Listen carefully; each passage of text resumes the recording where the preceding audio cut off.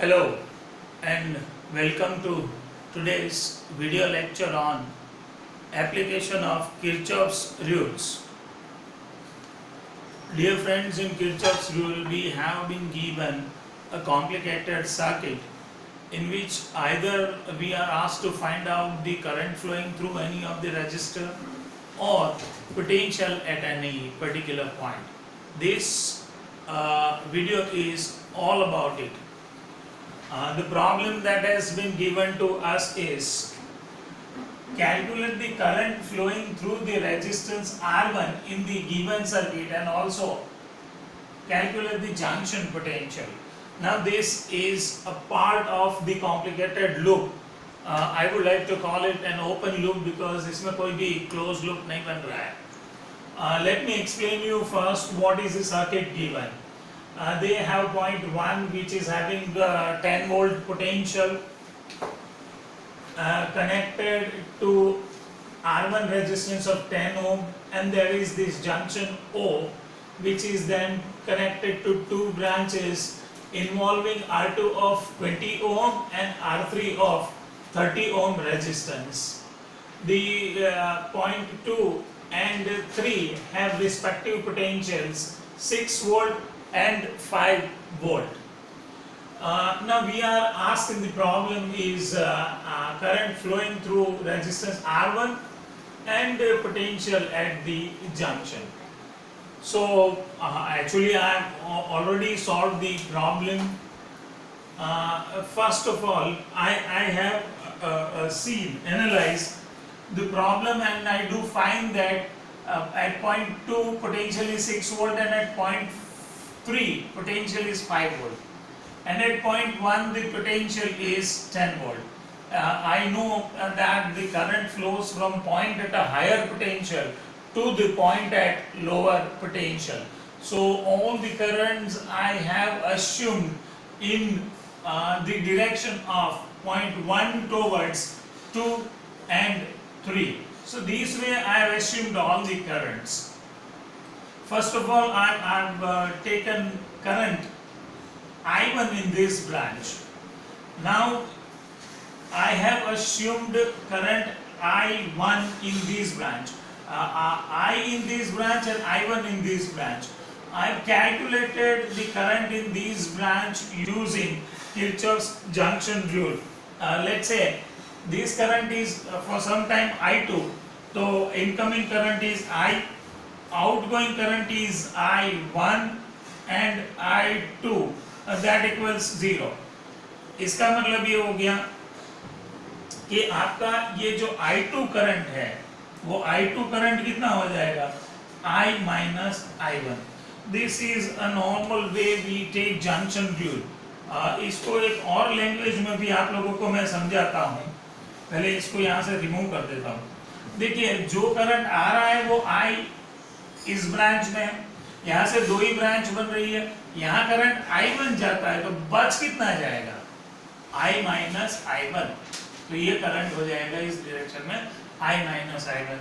That's this the way normally we take junction rule.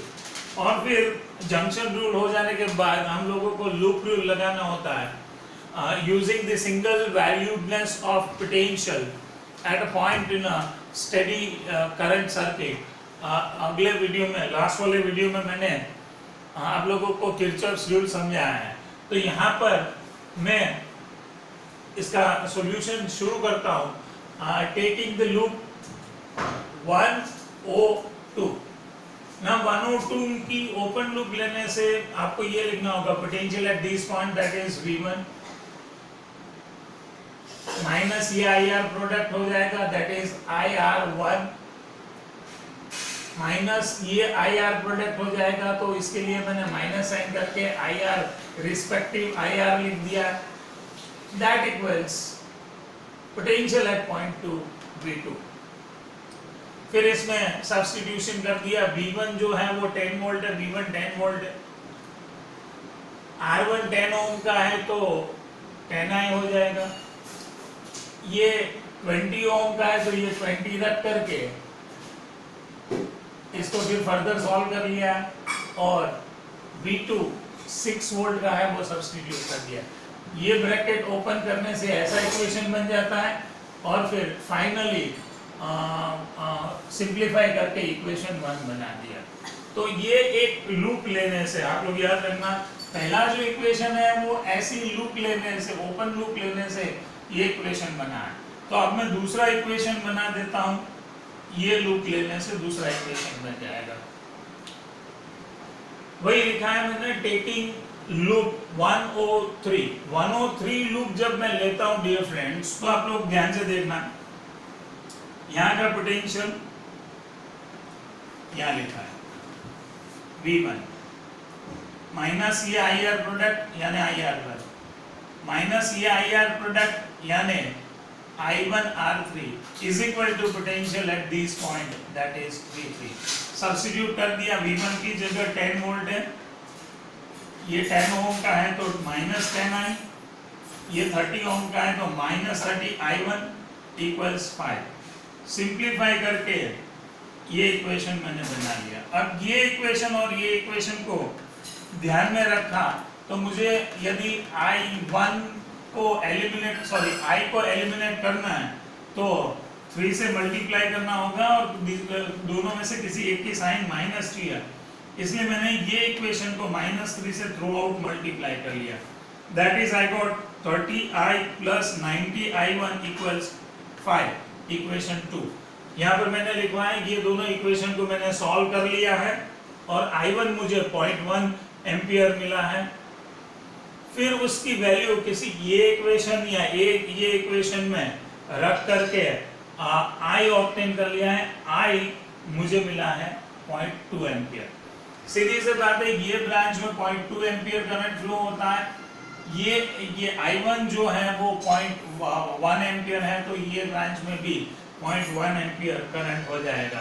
तो पहला सवाल तो हमारा ये हो गया कि जो R1 रेजिस्टेंस में से करंट कितना निकलता था वो मिल गया 0.2 एम्पियर। अब इस पॉइंट का पोटेंशियल निकालना है, तो वो पॉइंट का पोटेंशियल निकालने के लिए मैंने ओपन लूप 1O ले लिया और उसका इक्वेशन बना लिया। That is potential at point 1 minus 10I is equal to potential at O। V1 10 volt का है, माइनस 10 इंटू I की वैल्यू मिल चुकी है 0.2 is equal to VO। Solve कर लिया तो VO मिल गया 8 वोल्ट।